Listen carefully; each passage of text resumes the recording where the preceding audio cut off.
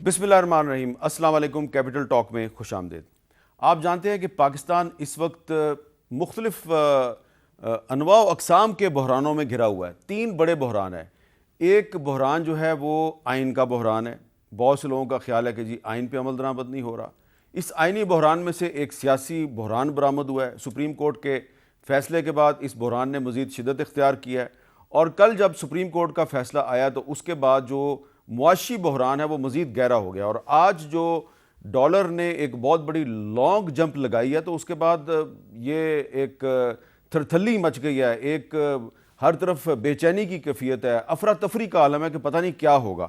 تو اس صورتحال میں ہم بات کریں گے وزیر مملکت برائے پیٹرولیم ڈاکٹر مصدق ملک صاحب سے، کیونکہ انہوں نے کچھ دن پہلے جو ہے وہ پیٹرول میں کچھ سستا بھی کیا ہے۔ تو کیا واقعی ہم اس پوزیشن میں ہیں کہ پیٹرول کو سستا کر رہے ہیں؟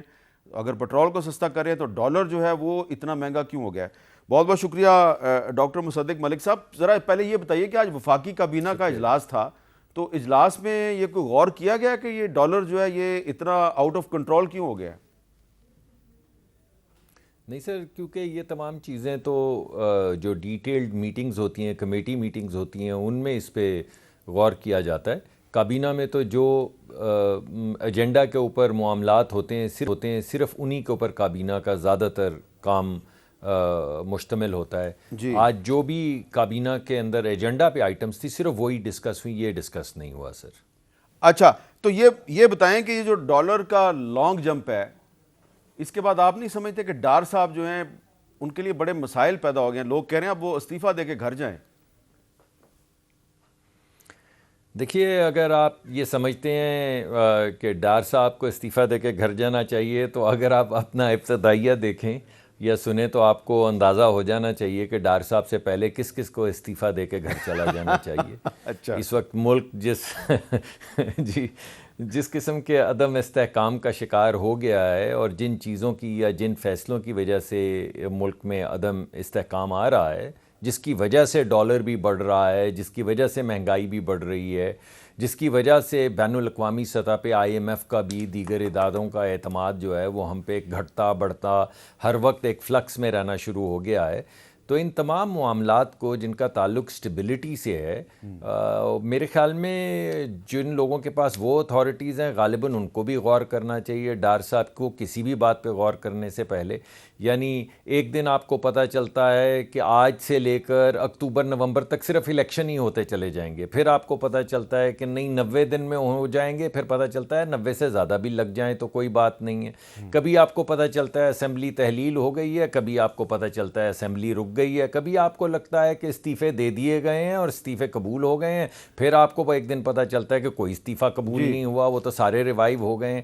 اب یہ جو صورتحال ہے اس میں اگر آپ غور کریں تو آپ کو پتہ چل جائے گا کہ کس کس کو جانا چاہیے ملک کو اسٹیبلائز کرنے کے لیے۔ ملک صاحب، آج اسحاق ڈار صاحب نے ایک ٹویٹ کیا ہے، anti Pakistan elements are spreading malicious rumors that Pakistan may default. This is not only completely false but also belly the facts. State Bank of Pakistan forex reserves have been increasing and are almost $1 billion higher than the 4 weeks ago despite making all external. اچھا، اس میں یہ آپ سے جاننا چاہتا ہوں کہ ڈار صاحب کہہ رہے ہیں کہ ہمارے فورن ایکسچینج ریزروز میں $1 ارب کا اضافہ ہو گیا ہے، تو پھر یہ ڈالر جو ہے یہ اتنا آؤٹ آف کنٹرول کیوں ہوا ہے؟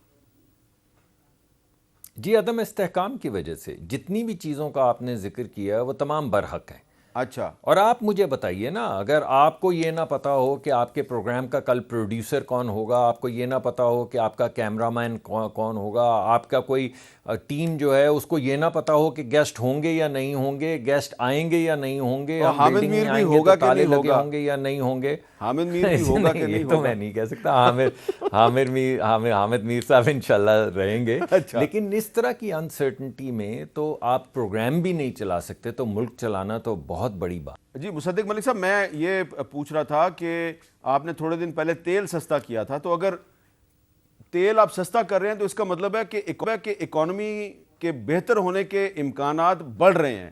کیا مزید تیل سستا کریں گے آنے والے دنوں میں آپ؟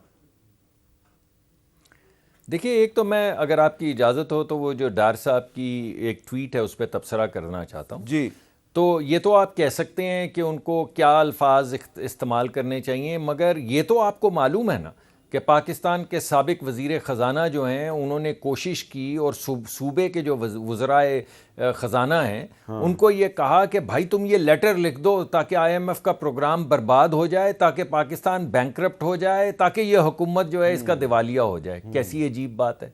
اب میں اس کو چلیں میں اینٹی پاکستان نہیں کہتا، لیکن یہ میں آپ پہ اور عوام پہ چھوڑتا ہوں کہ یہ رویہ کیا تھا. یہ کیا رویہ تھا جدھر آپ چاہ رہے ہیں کہ یہ ملک برباد ہو جائے اس وجہ سے کہ میں ایک لیٹر لکھ کے آئی ایم ایف کو کہہ دوں کہ ان کی بات نہ سنیں. اب آپ آئی ایم ایف کا نقطہ نظر سنیں. اگر آئی ایم ایف کو اس ملک کے پرانے وزیر خزانہ اور صوبوں کے وزرائے خزانہ لکھ کے لیٹرز بھیج رہے ہیں تو آپ سوچیں ان کے ذہن کے اندر کیا آتا ہوگا، اور اس طرح کی انسرٹنٹی میں ملک کی اکانومی کے اوپر کیا اثرات مرتب ہوں گے. تو آپ نے عدلیہ کی بھی بات کر لی، آپ نے عمران خان صاحب کا جو سیاسی مقدمہ ہے وہ بھی آپ کے سامنے ہے کہ تم یہ اسمبلیاں ڈیزالو کر دو، تم استعفے دے دو، تم استعفے واپس لے لو، تم واپس اسمبلی میں چلے جاؤ، تم سڑک کے اوپر آ جاؤ، تم کسی عدالت پہ دعویٰ. یعنی یہ تمام چیزیں لا یقینی کی ایک کیفیت پھیلاتے ہیں، اور ان کو جب آپ جوڑیں ان لیٹرز کی درخواست سے جو پرانے وزیر خزانہ نے کی تھی تو آپ کو پتہ چل جائے گا کہ اس وقت کھیل یہ ہے کہ چاہے ملک برباد ہو جائے مگر if I don't play then there better be no play. یہ مناسب بات نہیں ہے، یہ اسٹیٹسمین شپ نہیں ہے، یہ لیڈرشپ بھی نہیں ہے. اب میں آتا ہوں واپس آپ کے جو آپ نے ذکر کیا تھا. دیکھیے کسی بھی وقت تیل کی جو قیمت ہے وہ دو چیزوں پہ منحصر ہوتی ہے. پہلا، بین الاقوامی سطح کے اوپر تیل کی قیمت کیا ہے، اور وہ قیمت جو ہے وہ ڈالروں میں ہوتی ہے. اس وجہ سے دوسری چیز جو اہم ہے وہ یہ ہے کہ ڈالر کا اور روپے کا آپس میں مناسبت کیا ہے. اگر اس طرح کی انسرٹنٹی بڑھتی رہے گی اور اس کے نتیجے میں روپے کے اوپر دباؤ آئے گا تو آنے والے وقتوں میں تیل مہنگا بھی ہو سکتا ہے. لیکن اگر ہم استحکام کے ساتھ آگے چلیں گے، اور جیسے ڈار صاحب نے آپ کو بتایا کہ ایک اضافی $1 بلین بھی آ گیا ہے، ہم نے کسی پیمنٹ پہ ڈیفالٹ بھی نہیں کیا اور آہستہ آہستہ استحکام بھی لا رہے ہیں، آئی ایم ایف کے ساتھ بھی معاملات کو کنکلوڈ کرنے کی کوشش کر رہے ہیں، تو پھر انشاءاللہ آنے والے وقتوں میں تیل کی قیمت بہتر ہو جائے گی. تو جو آپ نے کچھ دن پہلے ایک رشیا کا دورہ کیا تھا اور پھر پریس کانفرنس میں اعلان کیا تھا کہ مارچ میں روس سے ہمیں سستا تیل ملنا شروع ہو جائے گا، تو اس کے بارے میں ہم امید رکھیں کہ روس سے تیل آنا شروع ہو جائے گا؟ جی بالکل بالکل، ہمارے معاملات بڑھ رہے ہیں، ہم نے کمیٹیز بنائی ہوئی ہیں، ہم نے شپنگ کے تمام معاملات طے کر لیے ہیں، ہم نے انشورنس کے تمام معاملات طے کر لیے ہیں. اس وقت ہمیں کس قسم کا کروڈ چاہیے، وہ جو بالکل آپ سمجھ لیں کہ کیمسٹری یعنی وہ مرکب کیا ہوگا جو ہمیں چاہیے روس سے، اس وقت ٹیکنیکل ٹیمز آپس میں گفتگو کر رہی ہیں کہ وہ کون کون سے اپنے کروڈ کو ملا کے پاکستان کی ریفائنریز کے مطابقت سے بھیجیں گے کروڈ. تو وہ گفتگو اس وقت جاری ہے، اور فائنینشیل ٹرانزیکشنز کو بھی، کمرشل اور فائنینشیل ٹرانزیکشنز کو فائنل ٹچز دیے جا رہے ہیں. تو انشاءاللہ ہم یہ تمام معاملات مارچ کے ختم ہونے تک طے کر لیں گے، اور اس کے بعد مئی میں کسی نہ کسی وقت ہم پہلی شپ کے لیے ان کو آرڈر دیں گے. اور انشاءاللہ اس مہینے کے آخر میں، کیونکہ 20-21 دن کا ٹریول ہے، اگر ہم مڈل ایسٹ سے تیل لیں تو وہ ہفتے بھر میں یا 4-5-6 دن میں آ جاتا ہے، لیکن جب روس سے لیں گے تو اس کے آنے میں 26-25 دن لگیں گے. تو جب بھی ہم آرڈر دیں گے مارچ کے بعد، اس کے 1 مہینے کے بعد ہمیں پہلی شپ کی سپلائی انشاءاللہ آ جائے گی. سر بہت بہت شکریہ مصدق ملک صاحب ہمارے سے بات کریں. اب ہم انہی معاملات پہ بات کریں گے سابق وزیر خزانہ جناب مفتاح اسماعیل صاحب سے، کیونکہ مفتاح اسماعیل صاحب کی کئی ہوئی بہت سی باتیں جو ہیں وہ صحیح ثابت ہو رہی ہیں، باقی جو ان کے ساتھیوں نے کہا تھا وہ صحیح ثابت نہیں ہوا. تو مفتاح صاحب سے بات کرتے ہیں. السلام علیکم مفتاح صاحب. وعلیکم السلام عامر صاحب. مفتاح صاحب بہت شکریہ آپ نے میں ٹائم دیا. یہ سب سے پہلے بتائیے کہ جو آج بہت بڑا جمپ لگایا ہے ڈالر نے، تو اس جمپ کی کیا وجہ نظر آ رہی ہے آپ؟ سر غالباً اسٹیٹ بینک نے کچھ دنوں سے ڈالر کو پھر سے واپس کنٹرول کرنے کی کوشش کی تھی، کیونکہ وہ مخصوص امپورٹ کی اجازت دے رہے ہیں اور بہت سارے امپورٹس کی اجازت نہیں دے رہے، تو ایک ڈیمانڈ انہوں نے روکی بھی ہوتی ہے. IMF کی ایک کنڈیشن یہ تھی جو 2-4 دن پہلے اخبار میں آئی تھی، مہتاب بھائی نے لکھی تھی، دیگر لوگوں نے لکھی تھی کہ IMF نے کہا تھا کہ جو ایکچوئل ریٹ ہے ڈالر کا وہ ریٹ ہے جو مارکیٹ میں ہے، اور وہ نہیں ہے جو کہ انٹر بینک میں ہے. تو پھر آج شاید IMF اسٹیٹ بینک نے جو ہے وہ IMF کی یہ کنڈیشن سنتے ہوئے واپس سے جو ہے وہ ڈالر کے اوپر سے ہاتھ ہٹایا ہے، تو پھر ڈالر کی اڑان بڑھ گئی. اسحاق ڈار صاحب نے دعویٰ کیا ہے کہ جو ہمارے فورن ایکسچینج ریزروز ہیں وہ ان میں 4 ہفتوں میں تقریباً $1 ارب کا اضافہ ہو گیا ہے. تو کیا ہم سمجھیں کہ آنے والے دنوں میں جو یہ ڈالر ہے یہ نیچے آئے گا یا نہیں آئے گا؟ سر دیکھیں، اس وقت جو $700 ملین یا $70 کروڑ جو آپ کو چائنا سے قرض ملا ہے، جس کی وجہ سے ہمارا یہ اپنے ہمارے ریزرو میں اضافہ ہوا ہے، کوئی ہم نے ڈالر کمائے نہیں ہیں، یہ ہمارے جو ہیں وہ قرض ہم نے لیا ہے. اب صورتحال یہ ہے کہ آپ کو اب بھی واپس کرنے ہیں پیسے، ابھی بھی IMF سے اگریمنٹ ہوا نہیں ہے. تو ایک ڈیمانڈ آپ نے کریٹ کر دی ہے کیپٹل فلائٹ کی، کہ جس کے اندر لوگ یہ سمجھتے ہیں کہ اگر خدا نہ خواستہ یہ ڈیفالٹ وغیرہ ہو جاتا ہے تو اس کو بچت سے وہ ڈالر کی طرف جا رہے ہیں. جب لوگوں کو یہ لگے گا کہ ڈالر کے ڈیفالٹ کا چانس کم ہے، تو وہ جو ڈیمانڈ آپ نے کریٹ کی ہوئی ہے کیپٹل فلائٹ کی، وہ کم ہو جائے گی اور یہ ڈالر واپس انشاءاللہ مارکیٹ میں آ جائیں گے. تو پھر کم ہونے کی امید ہے، لیکن جب تک کہ یہ معیشت میں تذبذب رہے گا مشکل ہے تب تک. تو آپ کے خیال میں IMF کے ساتھ معاہدہ ہو جائے گا؟ سر ہو جانا چاہیے، لیکن جیسے اخبار میں آیا 1-2 دن پہلے کہ شاید IMF نے بھی کچھ گول پوسٹ چینج کیے ہیں، اور فائنانس منسٹری کے کچھ حکام کو یہ لگ رہا تھا کہ IMF سے تقریباً معاہدہ ہو گیا ہے، لیکن جب IMF نے ان کو کچھ لکھی ہوئی چیزیں بھیجی تو وہ مختلف تھی. یہ کوئی نئی بات نہیں ہے. IMF سے جب ہم بھی نیگوشیٹ کرتے تھے تو وہ ایک پہلے بات کرتے تھے، اور جب وہ بات ہو جاتی تھی تو پھر ایک اور بات اٹھا لیتے تھے، تو وہ آگے پیچھے چلتا ہے. لیکن IMF اس وقت جو ہے وہ کیونکہ دودھ کا جلا ہے تو وہ تھوڑا سا پھونک پھونک کے پی رہا ہے چھاچھ بھی، اور تھوڑا سا وہ کیئرفل ہو گیا ہے، کیونکہ 3 مرتبہ پاکستان نے پچھلے 1.5 سال میں IMF سے کیے ہوئے معاہدوں کے اوپر عمل نہیں کیا ہے. تو اب IMF کو بھی ذرا سی وہ ہے کہ پاکستان کیا پھر ہم ان کو پیسے دے دیں گے تو پھر. اچھا، وہ دودھ کا جلا بھی چھاچھ کو پھونک پھونک کے پیتا ہے، تو ہم یہ نہیں کہہ سکتے کہ ہم تو ڈسے ہوئے ہیں. تو لیکن اس وقت تو خیر ہم بھکاری بنے ہوئے ہیں، ان سے قرضہ مانگ رہے ہیں. لیکن تھوڑا سا آپ یہ بتائیں گے کہ جو آپ نے کہا کہ 1.5 سال میں 3 دفعہ جو ہے وہ ان کے ساتھ وعدہ خلافی ہوئی ہے، تو ان 3 میں سے کتنی دفعہ عمران خان کی حکومت نے کی اور کتنی دفعہ یہ آپ کی جو پارٹی کی حکومت ہے اس نے کی؟ 2 دفعہ عمران خان صاحب نے کیے. ایک مرتبہ جب کووڈ ختم ہوا، اور کووڈ میں بہت ریلیکس کر دیا تھا IMF نے، جب کووڈ کا یہ پینڈیمک میں شدت میں کمی آ گئی اور معیشت واپس جب نارمل ہو گئی، تو IMF نے 3 ریویو ایک ساتھ کیے، اور حفیظ شیخ صاحب نے وہ ریویو کرے، اور اس کے بعد ہم کو ایک قسط بھی پیسے ملے. اور جیسے ہی پیسے ملے تو خان صاحب نے حفیظ شیخ کو ہٹا دیا اور شوکت ترین صاحب آ گئے، وچ از فائن. لیکن جب شوکت ترین صاحب نے وہ جب بجٹ پیش کیا تو وہ IMF کے معاہدے کے مطابق نہیں تھا. جو IMF کے ساتھ آپ نے اگریمنٹ کرے ہوئے تھے اس کے مطابق بجٹ نہیں تھا، اور وہ کہتے رہے کہ نہیں میں کر لوں گا بغیر وہ IMF وغیرہ کے. 2-3 مہینے وہ چلتے رہے، لیکن سپٹمبر وغیرہ اکتوبر میں وہ پھنس گئے. تو اس کے بعد انہوں نے نومبر میں IMF سے ایک اور معاہدہ کیا. وہ جب نومبر میں معاہدہ کیا IMF سے، تو وہ سمجھ لیجیے کہ پہلی مرتبہ آپ نے بجٹ کے وقت معاہدہ توڑا IMF سے 6ٹھے ریویو کے بعد. پھر جب وہ IMF سے آپ نے معاہدہ کیا نومبر میں، اور اس کے پیسے فروری میں ملے، تو جیسے ہی پیسے ملے اس کے چند دنوں بعد آپ نے پھر وہ معاہدہ توڑا اور پیٹرول سستا کر دیا، جبکہ دنیا میں پیٹرول مہنگا ہو رہا تھا. ہماری قیمت خرید 190 روپے کی تھی، لیکن ہم نے قیمت فروخت 150 رکھ دی. 210 روپے کی قیمت خرید ہماری ڈیزل کی تھی، ہم نے 146 کر دی. تو آپ نے فروری میں پھر ایک معاہدہ توڑ دیا. تو یہ دوسری مرتبہ معاہدہ توڑا. پھر جب ہم آئے تو ہم نے بڑی مشکل سے ایک IMF کو بجٹ دینے کے بعد، IMF نے کہا جب تک بجٹ نہیں آپ کا دیکھیں گے ہم معاہدہ نہیں کریں گے. لیکن بجٹ دینے کے بعد ہم پھر لے کر آئے، اور جب IMF کی جو پیسے آئے سپٹمبر میں تو پھر آپ نے مجھ کو ہٹا دیا. اور ڈار صاحب جب تشریف لے آئے تو انہوں نے پھر IMF کو آنکھیں دکھائیں اور IMF کو ذرا سا وہ پسپا کرنے کی کوشش کی. تو یہ IMF نے کہا کہ یار آپ پھر اچھا، ایک سوال ہے، اب یہ سوال جو ہے یہ آپ جگہ جگہ سن رہے ہوں گے. آپ آج کل بہت سی تقریبات میں جاتے ہیں، سیمینارز میں جاتے ہیں، لٹریچر فیسٹیولز میں جاتے ہیں. تو مجھے آج 2-3 لوگوں نے سوال کیا ہے. میں نے کہا مفتاح اسماعیل صاحب سے سوال پوچھ لیتا ہوں، آپ کا کیا خیال ہے کہ یہ جو ڈار صاحب جو دعوے کرتے تھے اور پھر ان کو پورا نہیں کر سکے، اور اب بالکل ڈالر جو ہے وہ ڈار صاحب کے کنٹرول سے باہر نکل گیا، تو ان کو استعفیٰ نہیں دے دینا چاہیے؟ سر یہ سوال جو ہے وہ ضرور جائز ہے، لیکن میرے لیے جواب دینا جو ہے وہ مناسب نہیں ہوگا. وہ آپ کے جیسے جید جرنلسٹ جو ہیں وہ اس بات کا تذکرہ ڈیسائیڈ کر سکتے ہیں کہ کیا ڈار صاحب جو ہیں وہ اپنے عزائم میں میں نے کامیاب ہوئے. ابھی تھوڑی دیر پہلے آپ کے ایک جید دوست ڈاکٹر مصدق ملک صاحب کو سوال کیا تو انہوں نے بھی میرے پہ ہی ڈال دیا کہ آپ بتائیں تو آپ نے بھی میرے پہ ڈال دیا.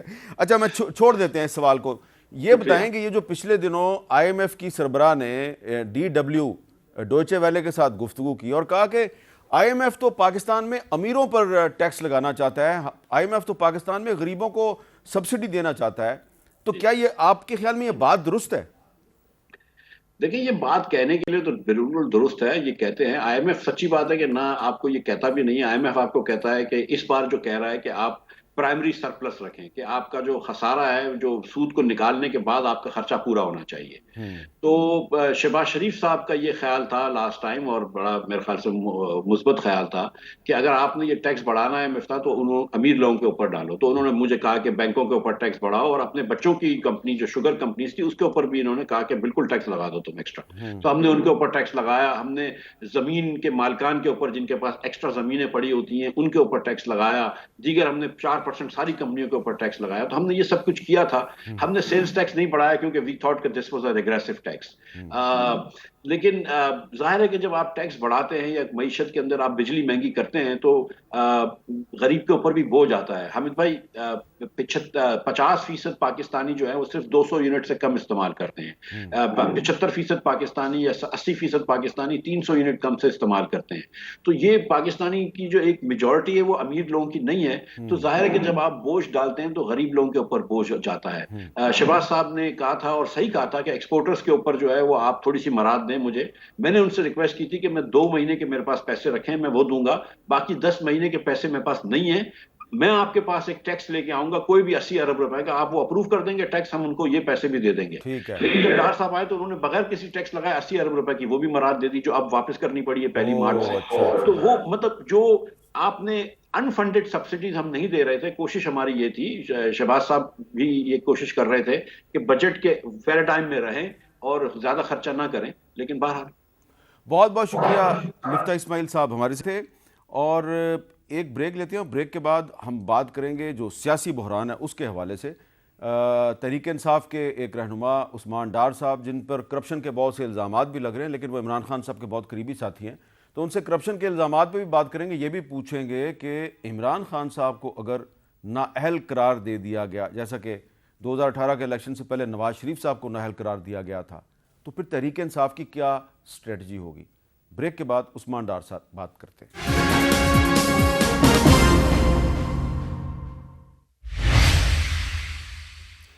کیپٹل ٹاک میں خوش آمدید. جیسا کہ آپ جانتے ہیں کہ سپریم کورٹ آف پاکستان نے حکومت سے کہا ہے کہ 90 دن کے اندر پنجاب اور خیبر پختونخوا میں الیکشن کروائے جائیں, اور حکومت جو ہے وہ الیکشن نہیں کروانا چاہتی, تو ایک آئینی بحران کے بطن سے ایک سیاسی بحران جنم لے رہا ہے, اور اس سیاسی بحران سے ایک معاشی بحران پیدا ہو رہا ہے. تو پاکستان تحریک انصاف کے سربراہ عمران خان صاحب کا کہنا ہے کہ انہوں نے انتخابی مہم کا آغاز کرنا ہے ہفتے کے دن سے.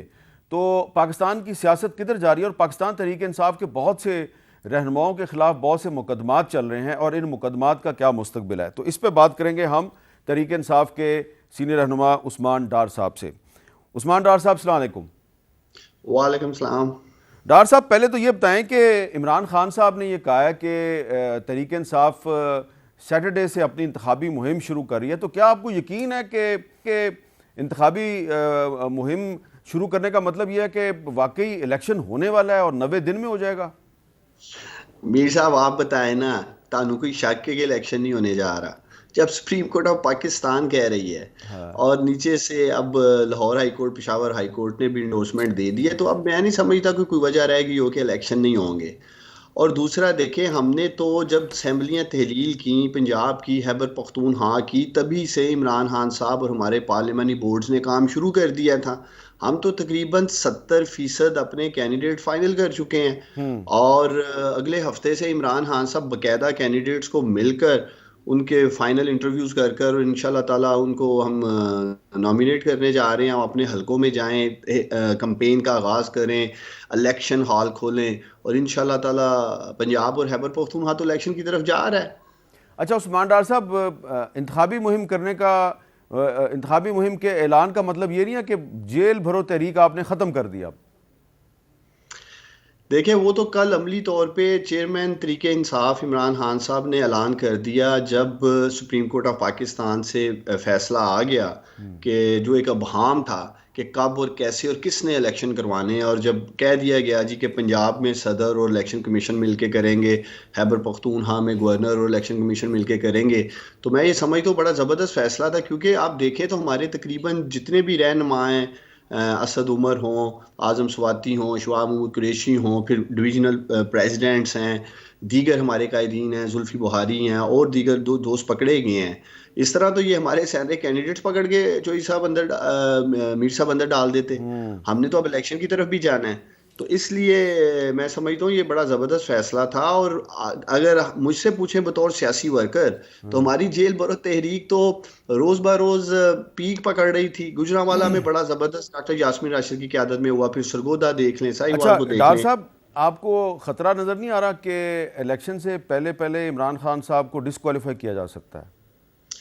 دیکھیں میر صاحب, ٹو بی ہانسٹ یہ تو ہم پچھلے 10-11 ماہ سے سن بھی رہے ہیں. بہت سارے تجزیہ کار جو ہیں اس پہ اپنا تجزیہ بھی دے چکے ہیں جی, فلاں فلاں کیسز ہیں, تو شاہانہ ہے, فارن فنڈنگ ہے, ہاں صاحب کو نہل کر دیں گے, گرفتار کر لیں گے. اور ایک ایسی پولرائزیشن ہے اس وقت اس ساری سچویشن کو لے کے, یا مختلف قسم کے پروپیگنڈے بھی کیے جا رہے ہیں. تو نہ ہی ہاں صاحب کسی گرفتاری سے ڈرتے ہیں, نہ ہی انہیں نہلی کا خوف ہے.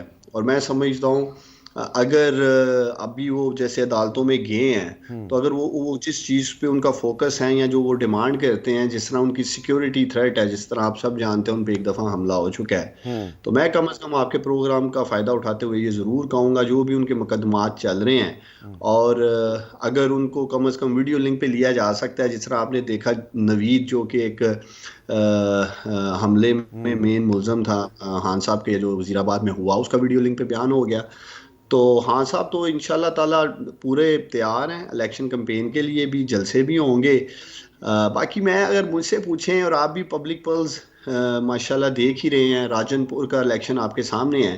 اب عمران خان کی نہلی سے یا عمران خان کو جیل میں اندر ڈال کے تحریک انصاف کی مقبولیت نیچے تو نہیں آنے لگی, وہ تو مزید اوپر جائے گی. میں تو بہت سارے ٹی وی ٹاک شوز میں کہتا ہوں کہ 3/4 سے انشاءاللہ تعالیٰ 3/4 سے پاکستان تحریک انصاف دونوں صوبوں میں, اور جب بھی مرکز میں الیکشنز ہوں گے آپ دیکھیں گے واپس آئے گی. اب یہ بتائیں کہ پچھلے دنوں عمران خان صاحب نے آپ کے ہمراہ اور آپ کے ایک سابق پی اے مبینہ طور پہ, ہمیں نہیں پتا تھے آپ کے یا نہیں تھے, ان کے ساتھ بیٹھ کے ایک پریس کانفرنس کی اور اس میں بڑی اہم باتیں انہوں نے کی. ذرا پہلے میں ناظرین کو کچھ اس کے کلپ سنوا دیتا ہوں, پھر میں عثمان ڈار صاحب سے کچھ سوال کروں گا. ادھر سے اینٹ اٹھاتے ہیں, اسے دھاگے سے آگے میرے نازک حصوں میں باندھ دیتے ہیں کہ مانو تم کانٹریکٹ سے پیسے لے کے عثمان ڈار کو دیتے ہو, کپڑے اتارتے ہیں. بتاؤ بعد میں مجھے ننگا کرتے ہیں, کپڑے اتارتے ہیں. یہ جو جاوید علی نے بات رکھی, یہ ہر طرح ہم کنفرم کر سکتے ہیں.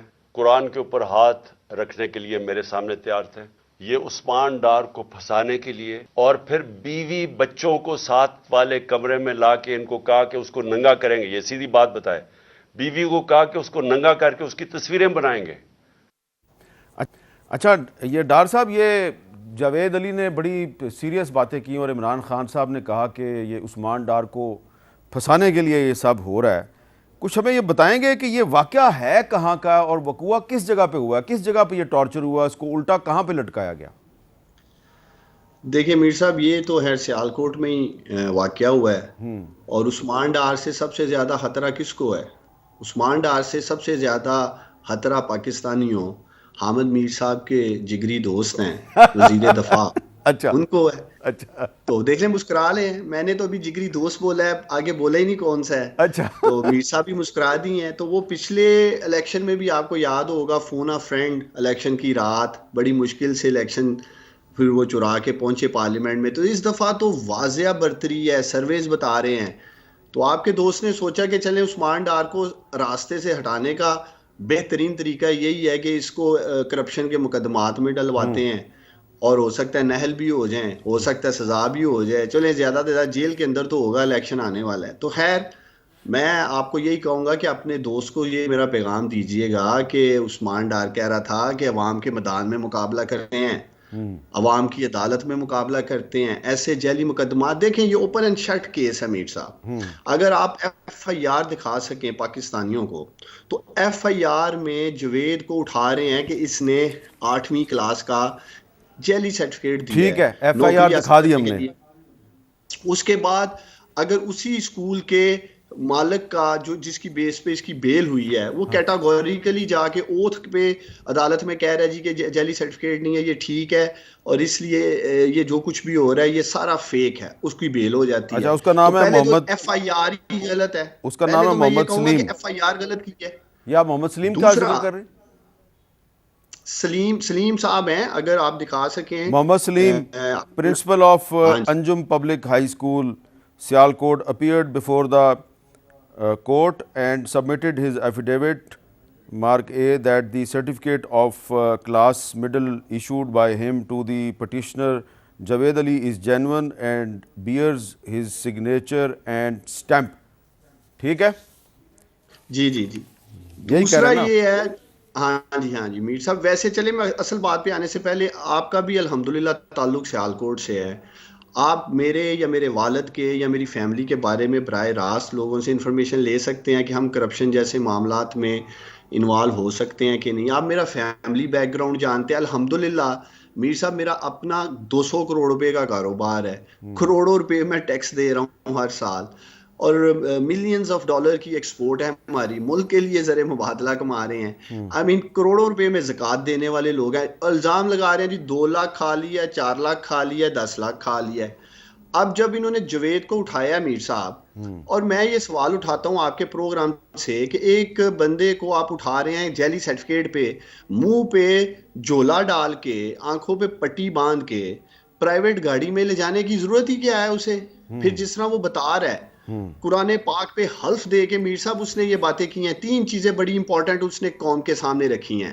پہلے تو میں آپ کے پروگرام سے پاکستانیوں کو یہ بتاؤں کہ عثمان ڈار جوید کو کیا دے سکتا تھا کہ وہ میرے لیے جھوٹا قرآن اٹھائے گا قوم کے سامنے.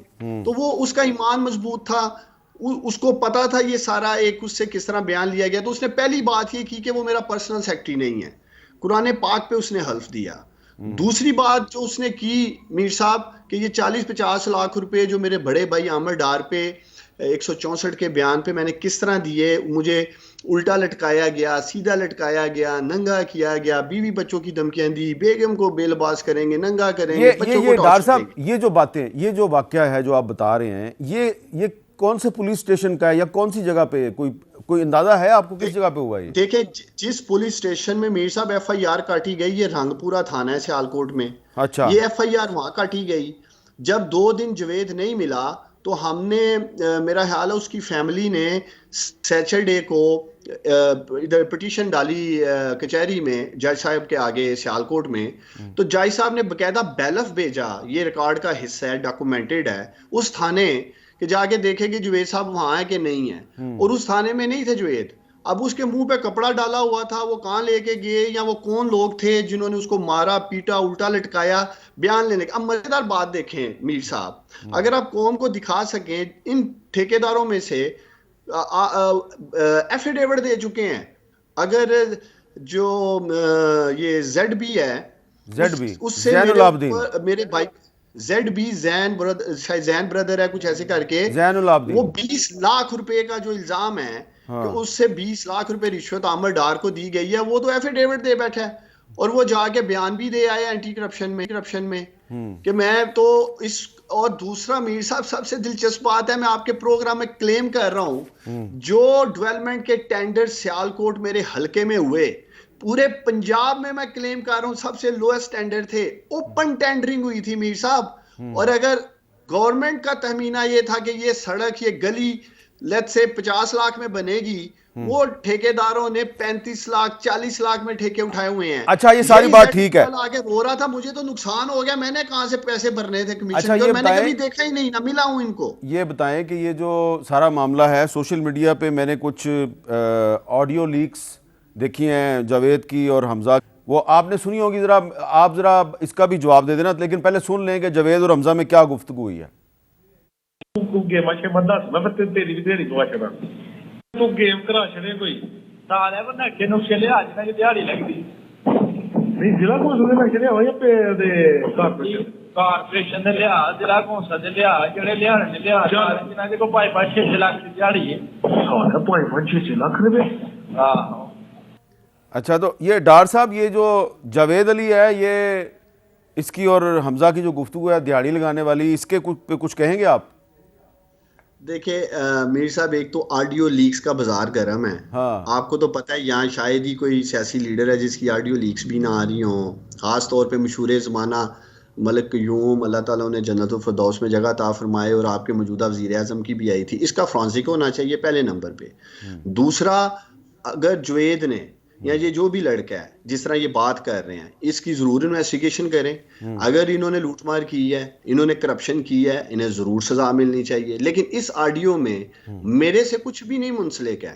وہ یہ نہیں کہہ رہے ہیں کہ عثمان ڈار کہہ رہا ہے نقشے لاؤ، یہ لاؤ، وہ لاؤ۔ میں تو اپنے کیس کی فائٹ کر رہا ہوں، اور جوید نے اگر کوئی غلط کام کیا ہے تو اسے ضرور فیس کرنا چاہیے، لیکن کم از کم جوید کو اٹھا کر ٹارگٹ کر کر عثمان ڈار کو تو نہ فکس کریں۔ ایک آڈیو اس کے وکیل کی بھی آئی ہے، وہ بھی میں سن رہا تھا، کیا کہتے ہیں وکیل صاحب کی کوئی باتیں، ذرا وہ بھی سن لیتے ہیں، میرے ساتھ وہ بھی ذرا سن لیتے ہیں، پھر آپ اس کا بھی جواب دے دیں۔ سنیں جی وہ کیا ہے۔ صاحب عمران جو دن میں کر رہا جیسا میں یہ مندا ہی نہیں میں منگا ہے عمران کریے کا سر میں منگا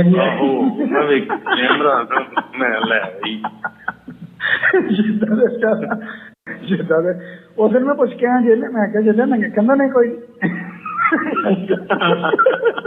تیرا کام۔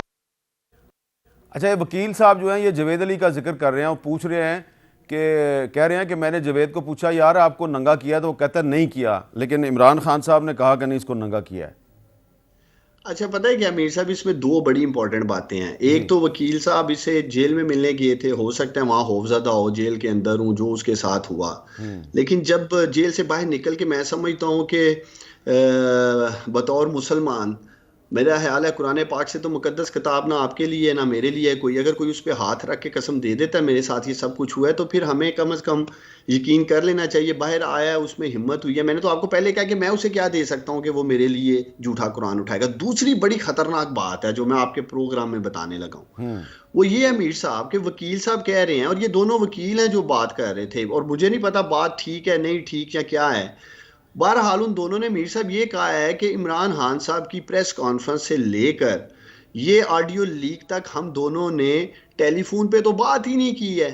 تو یہ جو گفتگو، یہ جو کنورسیشن ہے، یہ کس طرح سے آئی ہے؟ اور ایک ہماری اینکر ہیں غالباً شاید گریدہ فروکی صاحبہ نے ٹویٹ کیا تھا، اب وکیل صاحب نے ان کو نوٹس بھیج دیا ہے کہ آپ یہ ثابت کریں، اور ہم اپنے فون کا ڈیٹا دینے کے لیے تیار ہیں ہر فورم پہ، دونوں وکیل صاحبان، کہ ہم نے تو کوئی فون کال کی نہیں، تو یہ جو ریکارڈنگز ہیں یہ سب کچھ ہے، بگنگ ہے، یا کہیں ڈیوائس لگائی گئی تھی، یا ان کے فون ٹیپ کیے جا رہے تھے۔ اب فون تو خیر انہوں نے کیے نہیں ہیں، جس طرح وہ کہہ رہے ہیں ریکارڈ چیک کر لیں، تو میں سمجھتا ہوں کہ یہ تو مزید خطرناک بات ہے میر صاحب، کہ لوگ یہاں فون کالیں بھی نہیں کر رہے اور چیزیں سامنے آ رہی ہیں یا بنائی جا رہی ہیں، یا فیک ڈاکٹرز کر کے ان چیزوں کو اور ان کی ایڈیٹنگ کر کے شاید لگائی جا رہی ہیں۔ تو یہ انہوں نے، میں آپ کے پروگرام میں بریک کر رہا ہوں کہ انہوں نے گریدہ فروکی صاحبہ کو نوٹس بھیج دی ہے وکیل صاحب نے، اور شاید اب یہ کیس بھی ڈسکس ہو کہ یہ جو لیکس ہیں یہ وکلا کی، یہ کیا ہے مقصد۔ وہ تو اتنے کانفیڈنٹ ہے کہ ہم نے فون کال تک نہیں کی ہے، تو ایسے تاثر دیا جا رہا ہے کہ ہم دونوں فون پہ بات کر رہے ہیں کہ جی وہ ننگا نہیں ہوا یا ایسا ہو گیا ویسا ہو گیا۔ لیکن میں یہ سمجھتا ہوں میر صاحب کہ جو شخص قرآن پاک پہ حلف دے دیتا ہے نا، کم از کم پھر اس نے مرنا بھی ہے، اس نے ایک دن اللہ کے سامنے بھی جانا ہے۔ میں پھر اس بات پہ زور دوں گا کہ عثمان ڈار حکومت کے مقابلے میں جو طاقت میں ہے، جس کے پاس پیسہ زیادہ ہے، سب کچھ ہے، جو خرید بھی سکتی ہے جاوید کو، میں کیا دے سکتا ہوں؟ تو اگر وہ کھڑا ہو گیا ہے، قرآن پاک پہ ہاتھ رکھ رہا ہے کہ میں پی اے نہیں ہوں عثمان ڈار کا، میں نے کوئی پیسے نہیں لیے، نہ میں فرنٹ مین عثمان ڈار کا، یہ بیان میرا ٹوائلٹ میں، باتھ روم میں، ریکارڈ کیا گیا, الٹا سیدھا ننگا کر کے تھریٹ دے کے ریکارڈ کیا گیا. یہ ساری صورتحال ہے. جو جیلی سرٹیفکیٹ والا معاملہ ہے وہ بھی آپ نے قوم کو پڑھ کے سنا دیا ہے. تو میں صرف آخر میں پھر آپ کے دوست کو پیغام دوں گا, وزیر دفاع کو, کہ ہایا صاحب عوام میں آتے ہیں, چھوڑیں یہ کرپشن کے کیسز کو کھیلنا, ملائن کرنا. ماشاءاللہ ان کی ایک ہسٹری رہی ہے. مسلم لیگ نون کا ووٹر جاگے گا سیالکوٹ میں میر صاحب, مجھے تو امید ہے میچ ڈلے گا. آپ نے ہسٹری کا ذکر کیا, اس طرح سے اپنے سامنے اپوننٹ کو آپ نے اس طرح سے ہٹانا, میں سمجھتا ہوں یہ کوئی مناسب بات نہیں. آپ نے ہسٹری کا ذکر کیا تو تھوڑی سی ایک لائٹ سی بات بھی میں کر دوں کہ خواجہ صاحب کی ہسٹری کے مطابق, جس کا میں عینی شاہد ہوں, ایک زمانے میں عمران خان صاحب جو ہیں وہ پارلیمنٹ لاجز میں ان کے کمرے میں جا کے بہت تیتر ویتر کھاتے رہے ہیں, اور اس میں ایک آدھی ٹانگ تیتر کی میں بھی کھا لیا کرتا تھا. تو ہسٹری میں تو بہت سی باتیں ہیں کہ وہ دوست جو ہیں وہ عمران خان کے بھی رہے ہیں. آپ اس وقت شاید بہت ینگ ہوں گے, لیکن یہ بات ہے 2003 کی, 2004 کی. بہرحال عثمان ڈار صاحب, آپ نے اپنا موقف بیان کیا اور آپ کا یہ خیال ہے کہ آپ کے خلاف ایک جھوٹا کیس بنایا گیا ہے. تو یقیناً اگر یہ کیس جھوٹا ہے تو جھوٹ کے پاؤں نہیں ہوتے, اور جو جھوٹ ہے اس کا ایک نہ ایک دن پردہ فاش ہوتا ہے. تو بہت بہت شکریہ آپ نے ہمارے ساتھ بات کی. ناظرین, یہاں پہ ایک بریک لیتے ہیں, بریک کے بعد دوبارہ ملتے ہیں. کیپٹل ٹاک میں دوبارہ خوش آمدید. بریک سے پہلے تحریک انصاف کے رہنما عثمان ڈار صاحب جو ہیں وہ اپنی پارٹی کی جو اسٹریٹجی ہے اس کے بارے میں بتا رہے تھے, اور پھر کرپشن کے الزامات کے حوالے سے جب بات ہوئی تو انہوں نے طنزیہ انداز میں کہا کہ آپ کے دوست, اشارہ ان کا خواجہ آصف صاحب کی طرف تھا. تو ہم انکار تو نہیں کرتے, لیکن میں نے صرف مناسب سمجھا کہ یہ پروگرام کے آخر میں تھوڑی سی وضاحت کر دوں.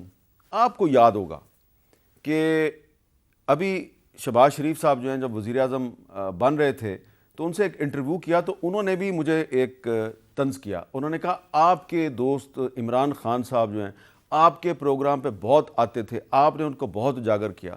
تو یہ جو ہم جیسے صحافی ہیں نا, ہمارے لیے یہ مسئلہ ہے کہ شہباز شریف صاحب جو ہیں وہ تانا مارتے ہیں کہ آپ عمران خان کے دوست ہیں, اور عمران خان کے ساتھی کہتے ہیں کہ جی وہ خواجہ آصف آپ کے دوست ہیں. کوئی کہتا ہے جی کہ یہ آپ تو پیپلز پارٹی کے بہت قریب ہیں, اور کوئی کہتا ہے کہ جی نہیں آپ پیپلز پارٹی کے نہیں, آپ تو منظور پشتین کے ساتھ ہیں, اور کوئی کہتا ہے کہ نہیں آپ تو پاکستانی ہے ہی نہیں ہیں, آپ تو کوئی انڈین یا امریکی یا اسرائیلی ایجنٹ ہیں. تو ہم پر یہ الزامات لگتے رہتے ہیں. لیکن میں نے یہ مناسب سمجھا کہ یہ میں بتا دوں کہ عثمان ڈار صاحب کو لگتا ہے کہ خواجہ آصف میرے دوست ہیں, خواجہ آصف صاحب کو شہباز شریف صاحب کو لگتا ہے کہ جی ہمارا ٹلٹ جو ہے وہ ماضی میں عمران خان صاحب کی طرف رہا ہے. تو اب ڈار صاحب نے خواجہ صاحب پہ بہت سے الزامات لگائے ہیں, تو خواجہ صاحب کے لیے یہ ہمارا فورم حاضر ہے, جب بھی وہ چاہیں تو خواجہ آصف صاحب عثمان ڈار کے جو الزامات ہیں ان کا جواب دے سکتے ہیں, اور کوئی بھی سیاستدان جس پہ کہ ہمارے پروگرام میں کوئی الزام لگائے وہ اپنے خلاف الزامات کا جواب دے سکتا ہے. اجازت دیجیے, اللہ حافظ.